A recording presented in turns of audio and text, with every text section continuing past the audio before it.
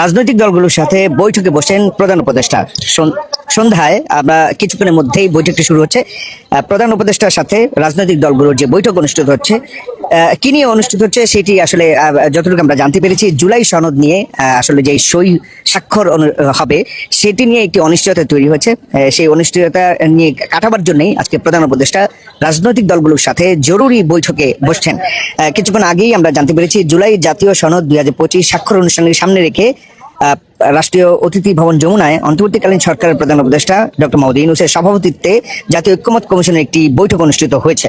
সেই বৈঠক শেষে জাতীয় ঐক্যমত্য কমিশন রাজনৈতিক দলগুলোর সাথে কথা বলবার জন্য আসলে জরুরি একটি বৈঠকের আয়োজন করে। এই অনুষ্ঠান সার্বিকভাবে প্রস্তুতি এবং অন্যান্য বিষয় নিয়ে কথা বলবেন প্রধান উপদেষ্টা। কিছুক্ষণের মধ্যে প্রধান উপদেষ্টা জাতীয় ঐক্যমত্য কমিশনে আসবেন, ফরেন সার্ভিস একাডেমিতে আসবেন, এবং আমরা দেখছি যে পুলিশের একটি নিরাপত্তা জোরদার করা হয়েছে।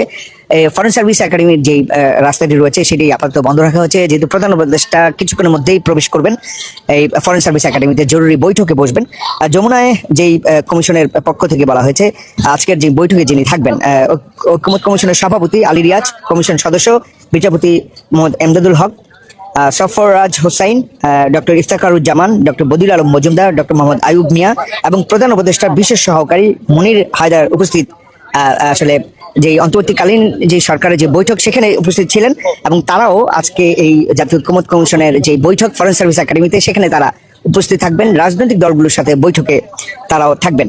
আমরা যতটুকু জানতে পেরেছি, জাতীয় নিরাপত্তা উপদেষ্টা খলিলুর রহমান এবং প্রধান উপদেষ্টার মুখ্য সচিব সিরাজউদ্দিন বৈঠকে তারাও থাকবেন।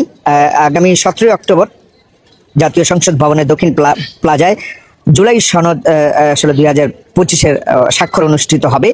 সেটিকে ঘিরেই একটি জরুরি একটি অবস্থা কিন্তু এখানে দাঁড়িয়েছে, এবং সেখানে গুরুত্বপূর্ণ বৈঠকে রাজনৈতিক দলগুলোর সাথে কথা বলবেন প্রধান উপদেষ্টা।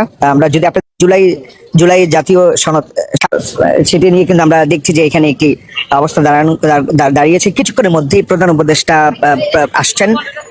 ঠিক জাতীয় ঐক্যমত্য কমিশনের যে ফরেন সার্ভিসের যে বৈঠক সেখানে কিন্তু তিনি আসছেন। তার জন্য নিরাপত্তা একটু জোরদার করা হয়েছে, এবং আমরা দেখেছি ঠিক এসছেন বিএনপির স্থায়ী কমিটির সদস্য সালাউদ্দিন আহমেদ, তিনি কিন্তু ফরেন সার্ভিস একাডেমির যে জরুরি বৈঠক সেখানে কিন্তু তিনি প্রবেশ করেছেন। আপনারা জানেন যে অন্যান্য রাজনৈতিক দলগুলো কিন্তু